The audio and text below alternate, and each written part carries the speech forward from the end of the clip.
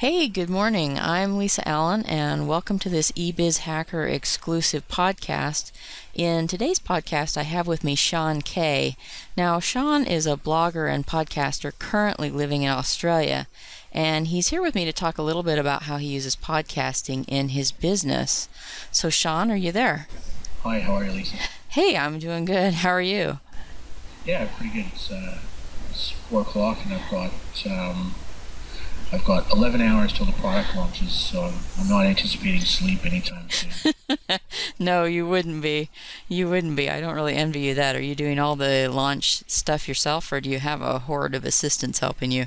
I've got some people who help out with some of the bits and pieces, but the crux of getting everything up, running, tested, and working usually falls to me. So I've got a long day ahead. I've actually still got a couple of modules to record, so I've got to record them, edit them, get them up. So it's gonna be a long 9 hours. This is going to be nip and tuck, huh?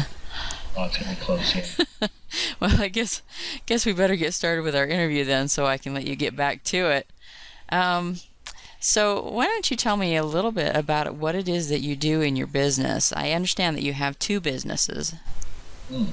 Yeah, so we have the SE we have an SEO business, Mm-hmm. and we do sort of more high, I guess you'd call it high end backlinking things for people. We don't sort of go out and blast social bookmarks or 5,000 forum links. That's not really what we do. We put together larger pieces of content and then distribute those to private networks and sort of the higher end, more expensive end of SEO. And we more recently have a content marketing business. So what happened was, as content became more and more important over the last couple of years, we had customers saying, "Can I've been hit by Penguin or whatever. Can you have a look at our site?" Look at your site and say, "Okay, your content's not really good enough for Panda, and you need to make some changes or whatever." And then the next question is, "Well, can you make those changes for me?" So we ended up with late July starting a content marketing business, and that just kind of exploded. So that does articles and blogs for people. We do press releases, reports and ebooks and that sort of thing. So that's kind of the back end services business, and then we do standard internet marketing products and things like that. So that's kind of it in a nutshell. It sounds like it keeps you really busy, though. Yeah, we do. I mean, it's a full time job, sort of making sure everything runs and flows the way that it should. And also, too, I think one of the things we've sort of really adopted over the last year was the whole idea of content creation as a fundamental core of your marketing. Well, it's important. Is marketing principles don't change, and it's really, you've got to focus on putting together a product, putting together a sales page or a message that people will find compelling enough to part with their money, and then you have to actually get the people to it. And one of the problems is that there's a number of ways you can do marketing, and one of those ways is sort of where you're borrowing authority. And so when people promote for you via email, you're borrowing that person's authority with their list um, to help sell the product. And sometimes if the product's not great or the sales page isn't great, you're still getting by just on that borrowed authority. And over time, that authority, as that happens, gets diminished, and it's like a sort of a well, and the well empties. And if you're not doing lead generation outside of that sort of little incestuous pool of email customers, then that well will run dry. And so I kind of view podcasting as a way of distributing content and generating new leads and pulling in fresh people into get to know me and get to know my business. And we have a slightly different approach. Our angle isn't launch products, sell products, promote other people's products, launch a new product. It's really more about our back end businesses. So we'll do a product, we'll promote other people, but we really want to drive people into our back end. We really want to get people into the SEO and the content side of the business, and have long-term repeat customers. So that's kind of, I guess, where we're a little different, and that's where podcasting's come in. It's been a lead gen tool. Mm-hmm. So, how exactly did you first get into podcasting? Was it just something that you kind of fell into, or did you have a specific goal when you got into it? Yeah, I bought an iPod on eBay. The old it was one of the second generation ones or whatever. Right. I knew it could load music and I know it could do stuff, but I also thought it was a hard disk, so it's got to be able to do something else. And so the technician, I was working in IT and very technical guy, and I thought I've got to be able to do more with this than just play what's actually on my CDs. I play it on here. So I started wandering around the internet, and I found a couple podcasts, but in particular, I found Adam Curry, the 1980s VJ from MTV. I found his podcast, and Adam had taken podcasting at that point to a whole other level. He had intros and outros, so bumpers. He had the bumpers, and he was writing. Working with technical people to write software to make this all a lot easier, and he was putting a directory together, and he was like the pod father.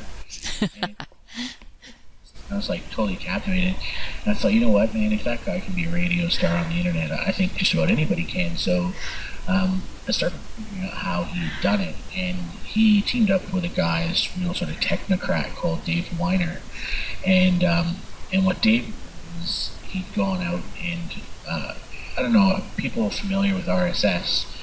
RSS is that little orange icon you sometimes see on blogs where you can subscribe and it'll pull content, right? It's like a feed reader. Right. What Dave did, Dave was one of the, Dave went out and did an extension in the public process for RSS.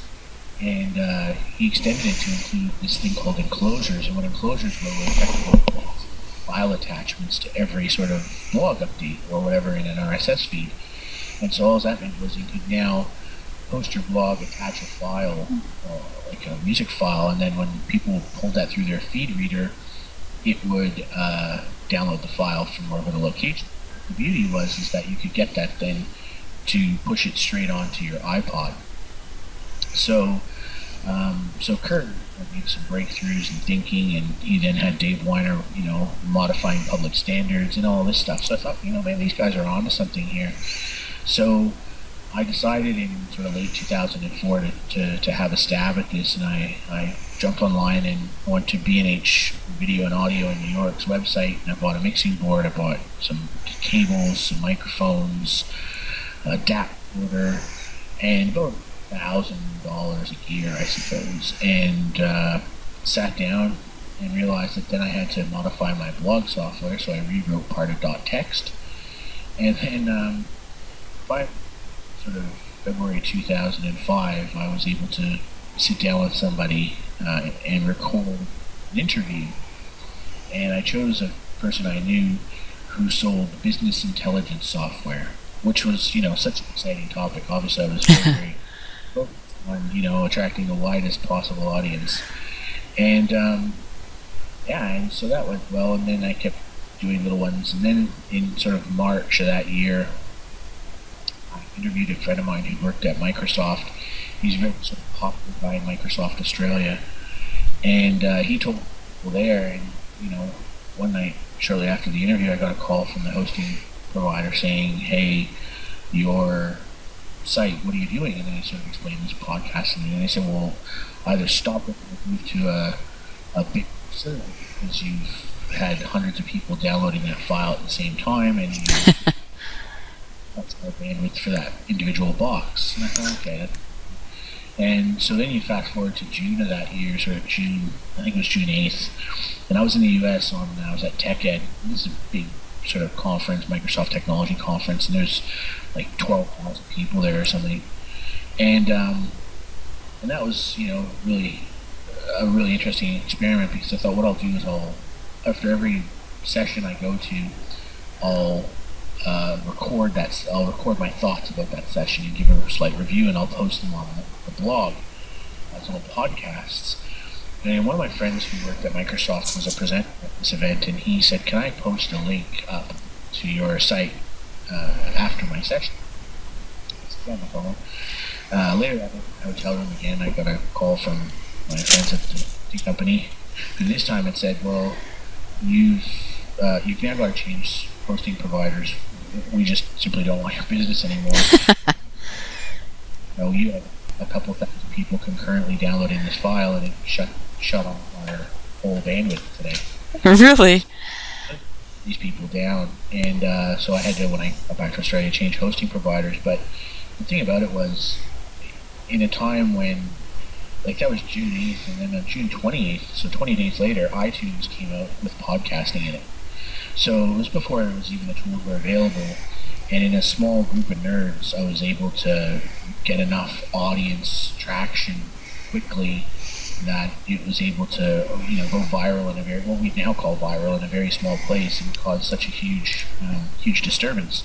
So right away, I kind of knew podcasting was something that, if you focused a certain way and you target your audience, you could generate enough traffic and enough everything else. And then, what ended up happening is you build credibility as well. So, it had career impacts. I ended up going from being, sort of senior IT person to, I built up enough credibility that, I was able to take a higher place in the food chain with vendors and stuff. Well, that's some really awesome history there that you've got. I had no idea that you've been in it so long there, Sean. It's amazing. I mean, when you start to, I was telling, I did an interview the other day, totally unrelated, just did an interview with somebody for a different show, probably about a week ago. He said, when did you start getting involved in the internet? And I explained to him how in sort of 1991 at university, before the internet, I helped set up this dial-up networking system for our university. And so when you sort of say, so what does that mean? I said, well, it kind of mean, where I lived, I kind of built part of the internet. Well, let me see. I think I had a couple other questions for you. That's some really great background, though. So it sounds like really there aren't very many people who have a lot more experience in podcasting than you do. So why did you decide to start teaching this now? I know that you mentioned that you have your program launching tomorrow. That's called Rapid Action Podcasting. I just had more and more people that when I talked to them, they said, God, I'd love to do a podcast, I just don't know how. And I just kept saying, well, it's kind of easy. It's not really very challenging.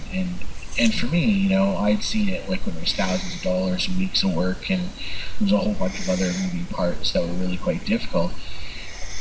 And to now, I said, it's quick, easy, and cheap.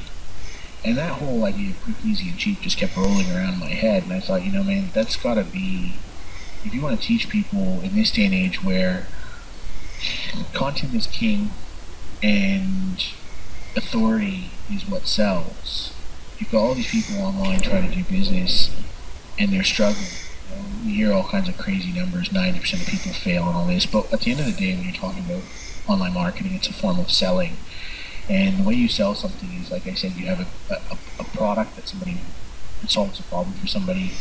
You put a sales message to them in a way that endeavors to explain to them the value of your product and convince them that that's what they need. And two, you got to go out and get an audience.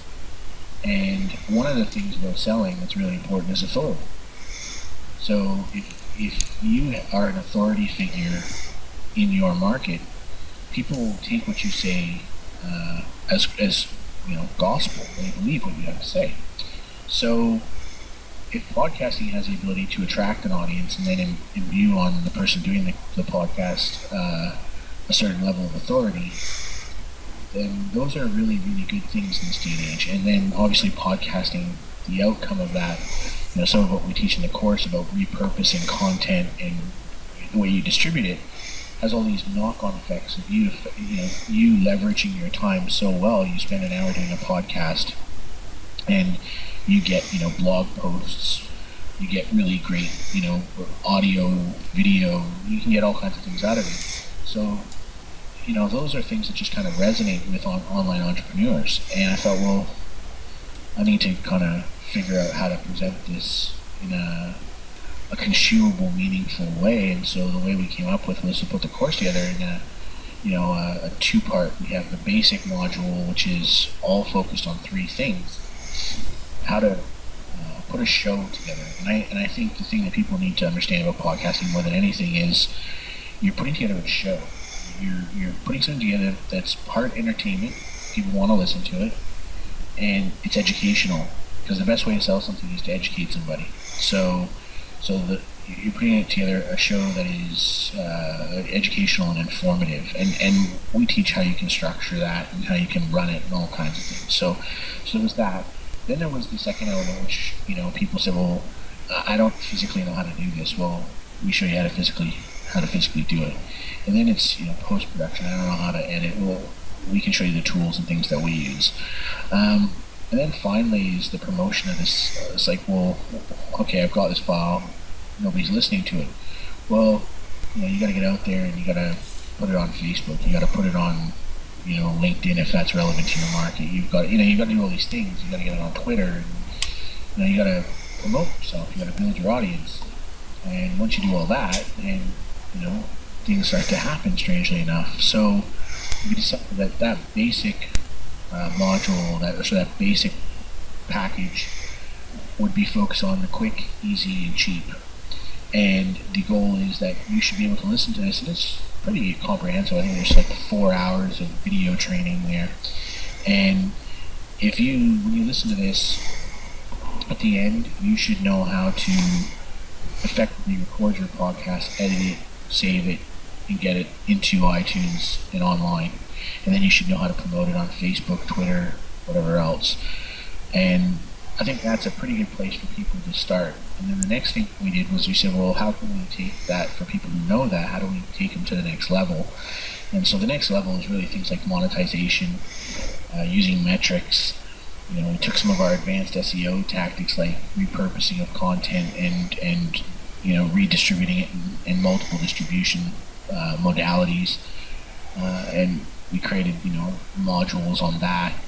And then simple things like list building. How can I use a podcast to build out my list? And also we're going to teach that. And I guess the last thing we're going to put in there is a couple of walkthroughs for different, that show people how to set up a show conceptually for different industries. So one of those we're going to use real estate, and that's a really interesting idea. Like, imagine if you were a realtor in a local area. Every week you'll get data on which new houses listed, what price they listed at, which houses sold last weekend. You'll probably have rental information for your local area, and you're getting all this information every week anyway. It's just part of what you do.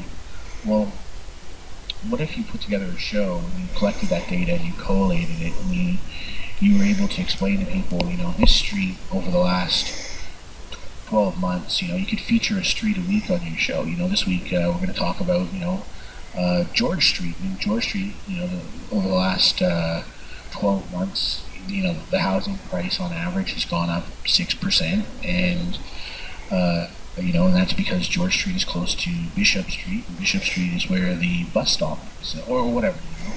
You could also have maybe the local school principal on the show to talk about why it's such a nice area and why that school is so nice. And what if you put that together and you were to do that kind of a show every week, well, people who are looking to buy a house and settle in that area are going to find you if you put it in the right places. And if you're the real estate agent who's telling them about the movement in house prices, and they're hearing interviews with school principals and local business leaders every week, when they come to buy a house, they're going to come to you first because you're the expert in their mind. You're the person that's on the internet with that online radio show. So very happy with the content we've put together. We think it's excellent, and it's pretty good value for money. I think it sounds really awesome. I think it's amusing that you chose a school teacher and real estate, because my father is actually in real estate, so I'll have to bounce this idea off of him. I think he might actually be pretty good at it because he's quite the talker. it's one of the things, I sort of tell people I'm kind of blessed with, right? I could, I could talk to aliens underwater. It's just part of my nature. But there are other people who think, well, I can't do this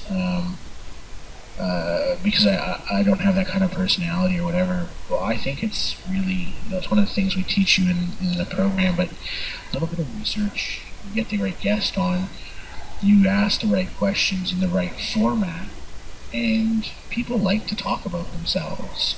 So it's easy. You don't have to do anything. You just have to sit there and make sure that you're awake to ask the next question. And then there's all the monetization angles. If you're in the affiliate marketing or niche marketing business, there's so many potential ways to make money. We did WSO Backstage, and by the first episode, we were making sales. And we were doing it, and this is interesting, I mean, for anyone, if your listeners are into that sort of WSO marketing, we were doing it with no list. So all of our traffic was coming from our distribution and our press releases and those kind of things. So all of the traffic. So I think, that to me proves that even now, in a very cynical, jaded market, you can sell stuff with the right content, with the right distribution, the right framing, all that kind of stuff. You can actually be successful. Yeah, it sounds like you're doing really, really well with it. Not, but with your history, I'm not really surprised to see you just really hitting the home runs there with it. Well, is there anything else that you wanted to tell us about your launch? It's what, 11 a.m. Eastern Standard Time tomorrow? Yeah, it's 11 a.m. Eastern. Yeah, we'll be open for a week. I encourage everyone to get it. We've got the $7 as the opening price on the front end, and that's going on a dime sale up to I think 17. But see what happens. And then it's the upsell is $17 with topping out at 27. And then once that week's closed, we've already lined up people who want to promote the whole package the week after as a $47 package. So it's we're very traditional idea. This is the old Warrior special offer, where before we actually go out and start putting the product out there and launching it on a huge scale to all the people we know, we thought we'd give the Warriors a chance to get in cheap and get on the front foot. So that's what I'm hopeful is going to happen. Well, I think at least to me, I mean, I feel like it's a really attractive program, so I'll probably be right there at the front of the line by punching the buy button there.